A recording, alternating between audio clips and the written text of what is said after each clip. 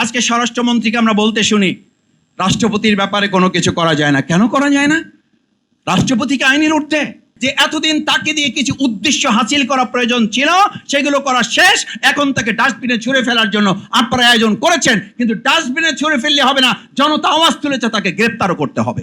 ওসমান হাদির ইতিহাসটা অন্তর্ভুক্ত করার জন্য কমিটি করা হয়েছিল, সেই কমিটিটাই বাতিল করে দেওয়া হয়েছে। একটু পরে আসলে বক্তৃতা দেন, বক্তৃতা দিলে আমরা আমাদের মূল কভারেজটা পেয়ে যাব। হ্যাঁ পাবেন, ঠিকই আছে, এটা মূল্যবান। কিন্তু যেই কথাগুলো আজকে এখানে আমরা তুলে ধরতে চাই, যেই ডকুমেন্টারিগুলো দেখানো হচ্ছে, এই ডকুমেন্টারিগুলো ঠিকই এখানে ঘন্টার পর ঘন্টা দেখে লাভ হবে না।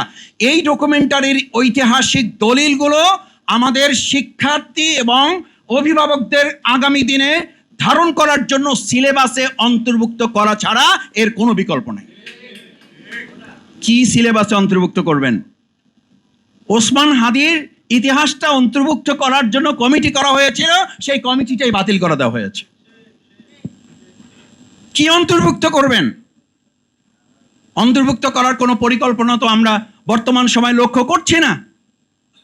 বরং আমরা দেখছি, আমরা বহু আগে বলেছিলাম, যেই ফ্যাসিস্টের দোসর জনাব রাষ্ট্রপতি, প্রথম থেকে আমরা বলেছি, তার বক্তব্যের সময় বিরোধী দলীয় সংসদ সদস্যগণ ওয়াক আউট করেছিলেন। আপনারা অত্যন্ত হাস্যোজ্জ্বলভাবে শুধু বক্তব্যই দেন না, আপনারা টেবিল চাপিয়েছেন। আচ্ছা, তাহলে এখন তাকে বিদায় করলেন কেন? কেন এতদিন তাকে লালন পালন করেছেন? নিশ্চয়ই এ কথা জাতি বুঝতে চায় যে এতদিন তাকে দিয়ে কিছু উদ্দেশ্য হাসিল করা প্রয়োজন ছিল, সেগুলো করা শেষ।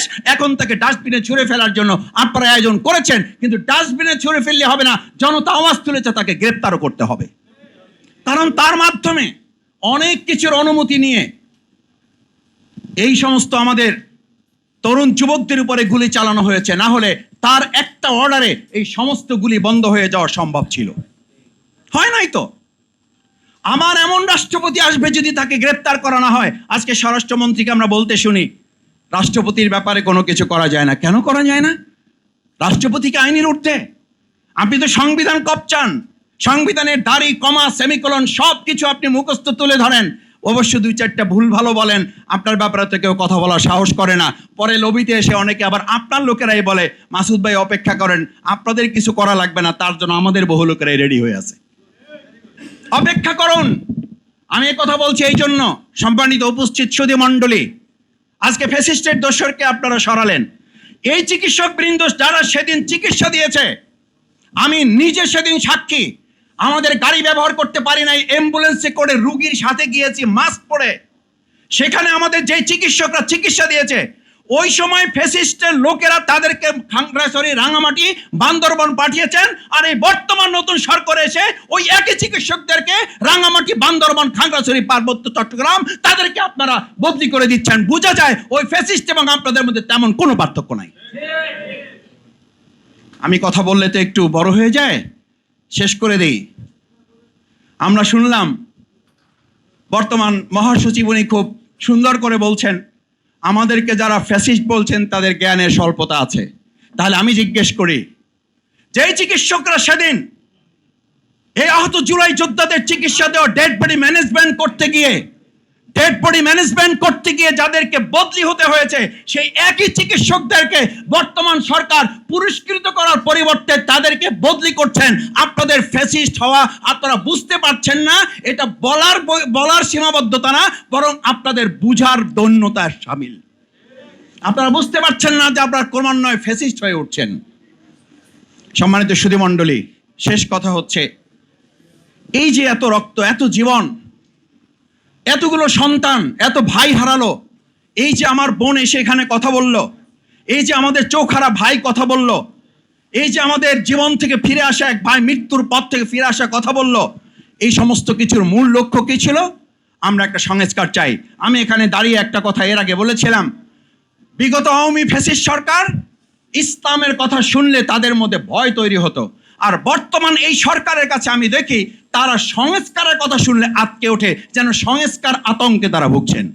অথচ 31 দফা সংস্কার নাকি তারাই রেডি করেছেন, তারাই সংস্কারের মূল হোতা এবং সংস্কারের মূল প্রবক্তা তারা। যদি তাই হয় তাহলে সংস্কারে হাত দিয়ে আজকে ফ্যাসিস্ট সরিয়েছেন।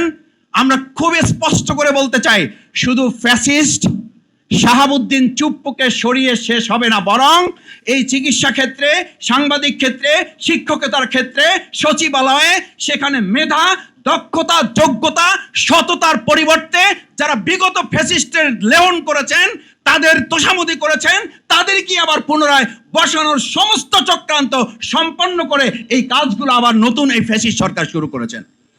আমরা সেই জায়গায় আশা করি এই কাজগুলো না করে আসেন দল মতের ঊর্ধ্বে উঠে সততা, দক্ষতা, মেধা এবং যোগ্যতাকে মূল্যায়ন করে যদি আমরা এগিয়ে যেতে পারি, তাহলে 2024-এর জুলাই আগস্টে আমাদের যে শহীদ, আমাদের যে আহত পঙ্গুত্ব বরণকারী, আমাদের যে রক্ত চোখের পানি, এত ত্যাগ এবং কোরবানির মানবিক বাংলাদেশ বিনির্মাণ করার কথা ছিল, সংশোধন নয়, দাবি ছিল সংস্কার। একটা লাইন যদি চ্যালেঞ্জ করে বলে যায়, আমাদের সন্তানরা কোথাও রাস্তায় লিখে দাঁড়িয়েছিল সংশোধনের জন্য আন্দোলন। সাংবাদিকদেরকে সাক্ষী করে বলছে চ্যালেঞ্জ, আমি বর্তমান সরকারকে চ্যালেঞ্জ দিয়ে গেলাম, সংশোধনের জন্য আন্দোলন। এটা যদি দেখাতে পারেন তাহলে সংসদে আমাদেরকে কেন বলেন সংবিধান কমিটিতে, সংবিধান সংশোধন কমিটিতে আসেন। সংশোধনের জন্য তো আন্দোলন হয় নাই, আন্দোলন হয়েছিল সংস্কারের জন্য। সুতরাং সংস্কার না করে সংশোধনের কথা বলে মূলত জাতির সাথে প্রতারণা ছাড়া আর কিছুই নয়। চুপ্পুকে সরানোর কথা তো বললেন, এখন বুঝছেন তো কিছুদিন পরে। আমি আজ আর একটা কথা বলে শেষ করে দিয়ে যাই। 70% গণভোটের রায় আজ বুঝছেন না, গতকাল বুঝেন নাই, তার আগের দিনও বুঝেন নাই, কালকেও হয়তো বুঝবেন না, পরশু হয়তো বুঝতে একটু সময় লাগবে, কিন্তু তারপরের দিন, তারপরের দিন, তারপরের দিন কিংবা তারপরের দিন এই গণভোট বুঝবেন, মানবেন। এই বাংলাদেশের মানুষ তা বাস্তবায়ন করেই মানবিক বাংলাদেশ বিনির্মাণ করবে।